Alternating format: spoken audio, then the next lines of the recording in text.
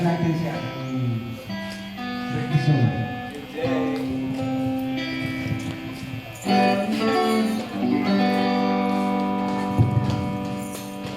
Today is your birthday. Today is your day.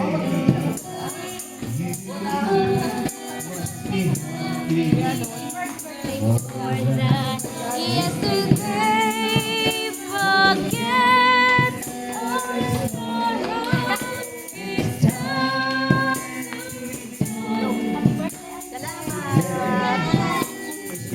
You can hear the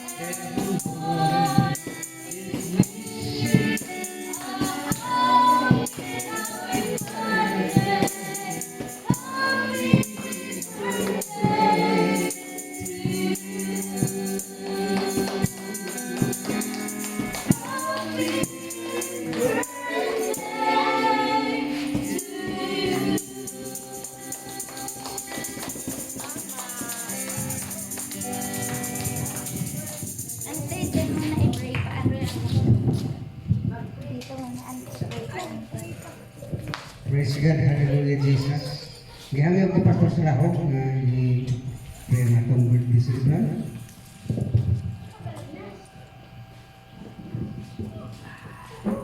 Tumayo po tayo mga kapatid.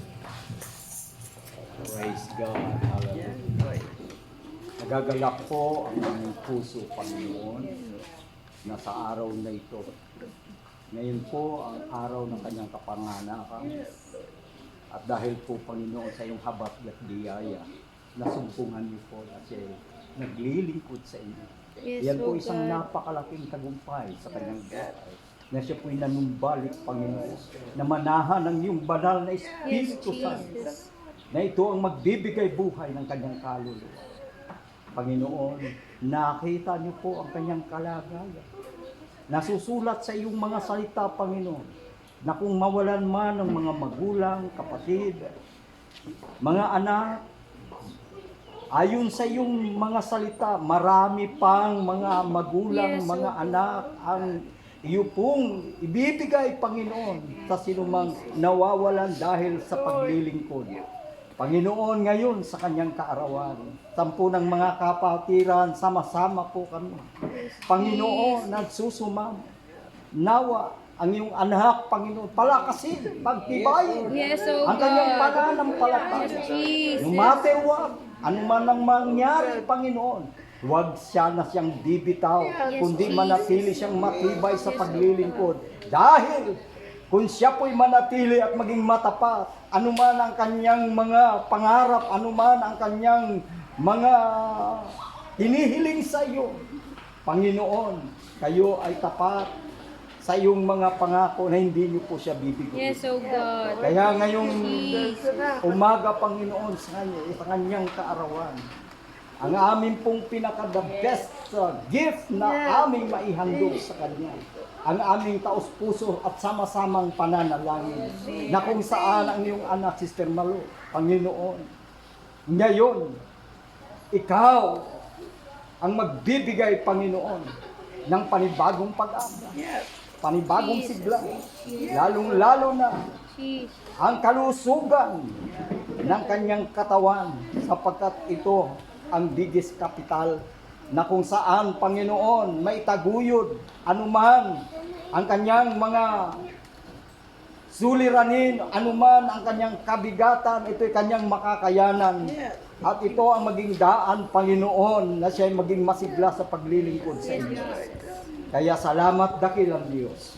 Dinugtungan niyo po ang kanyang mga taon. At ngayon, Panginoon, by the authority of the Word of God and by the power of the name of Jesus, tanggapin niya po, Panginoon, anuman ang kanyang kahilingan, bigyan niyo nawa ng kasagutan. At salamat, O Diyos, dahil sa kalakasang ipagkakaloob niyo sa kanyang kaarawan, mayroon po siyang sigla na harapin ang bukas at anumang pagsubok, Panginoon, na darating. Ito po ay kanyang makakayanan.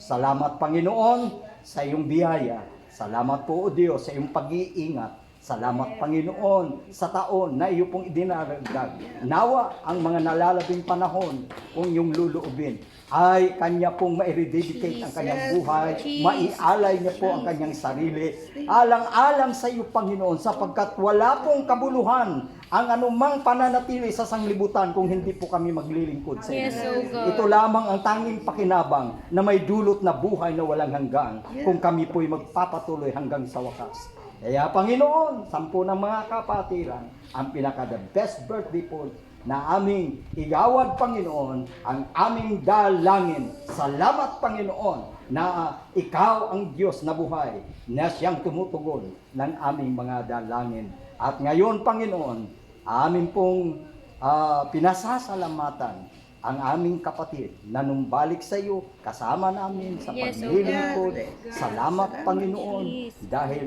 ang kanyang kaluluwa ay nagkaroon ng kagalakan, kasiyahan, kapayapaan sa iyong presensya. Panginoon, tanggapin niyo po ang aming taos-pusong pasasalamat at many, many more birthdays to come. Amen.